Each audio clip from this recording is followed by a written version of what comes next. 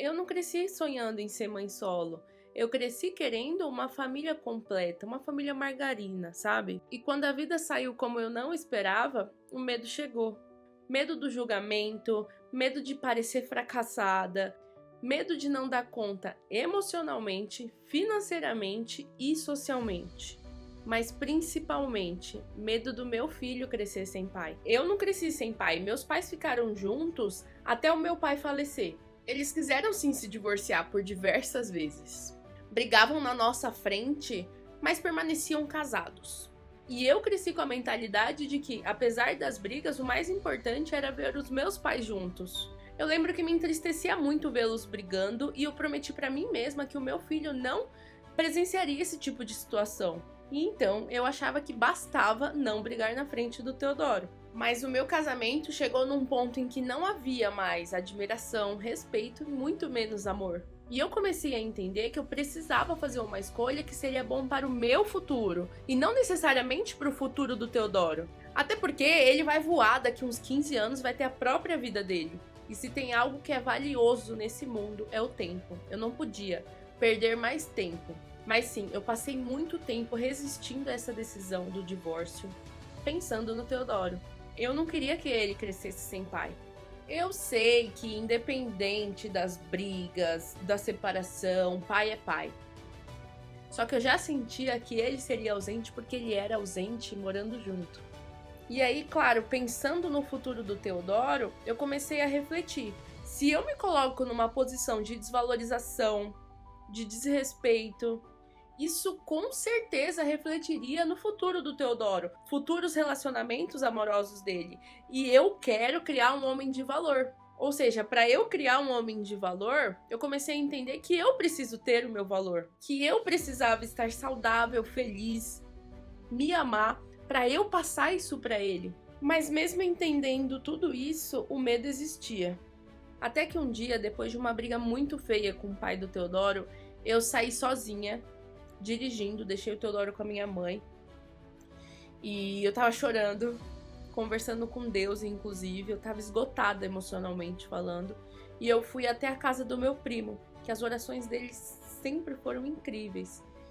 E eu tava num momento que eu não queria orar sozinha. Aí eu cheguei na casa dele e falei assim: primo, só ora por mim, por favor. E assim, a oração foi muito longa.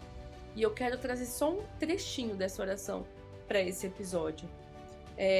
Eu não falei nada pro meu primo, assim, eu sou uma pessoa que eu não compartilho as situações que eu passo.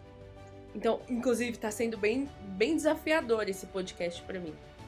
Mas eu não contei nada pra ninguém. Só falei assim: primo, eu só queria uma oração. E aí, um trecho que mudou, assim, o jogo pra mim foi Deus me dizendo: filha, pare de achar que o seu filho vai crescer sem pai, porque eu sou o verdadeiro pai dele. E eu fiquei: meu Deus! Aquilo ali me desmontou, mas depois me reconstruiu. E eu entendi que o Teodoro nunca estaria sozinho, e nem eu. Meses depois dessa oração valiosa, eu me separei de fato, de verdade. E aí, no lugar daquele medo do meu filho crescer sem pai, entrou a culpa. Assim, a gente não tem pais na maternidade? E aí eu ia passear com o Teodoro, ia a parques, playland, shopping, etc. E eu via as crianças brincando com os pais. E comecei a achar que aquilo doía no Teodoro. Mas ele seguia sorrindo, brincando. Foi aí que eu entendi que não doía nele, doía em mim. Essa ausência paterna era minha ferida e não a ferida dele. E aí começou todo um processo interno comigo. Toda vez que eu sentia essa dor, eu lembrava que Deus disse que o verdadeiro pai do Teodoro era ele. Com o tempo, com a terapia, com muita oração, eu comecei a entender que eu não posso me responsabilizar pelas atitudes dos outros. Eu não posso me culpar se o pai do Teodoro escolheu ser ausente na vida dele.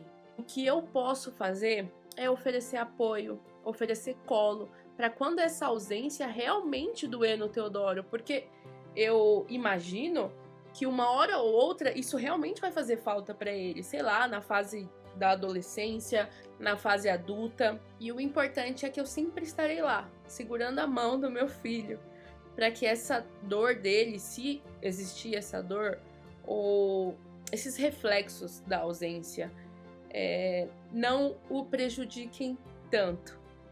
Esse é o meu papel de mãe. Como eu disse, pra mim é muito difícil. Nossa, é muito difícil mesmo ficar vulnerável e expor os meus anseios. Mas eu espero de coração que essa mensagem alcance alguma mãe ou algumas que passaram, que passam por isso ou que vão passar e simplesmente leve leveza pro coração delas. Esse episódio é sobre medo, sobre culpa e também sobre ter fé, amor e decisão. E se você também teve medo de ser mãe solo, saiba que isso não te faz fraca, te faz humana, e é por isso que esse podcast existe. Para te lembrar que você não está sozinha. E o medo que você sente é legítimo. Você só não pode ficar paralisada por conta dele. Afinal, doutora, pode ter medo de ser mãe solo? Pode sim. E aceitar apoio, até do céu, pode ser o seu maior ato de força.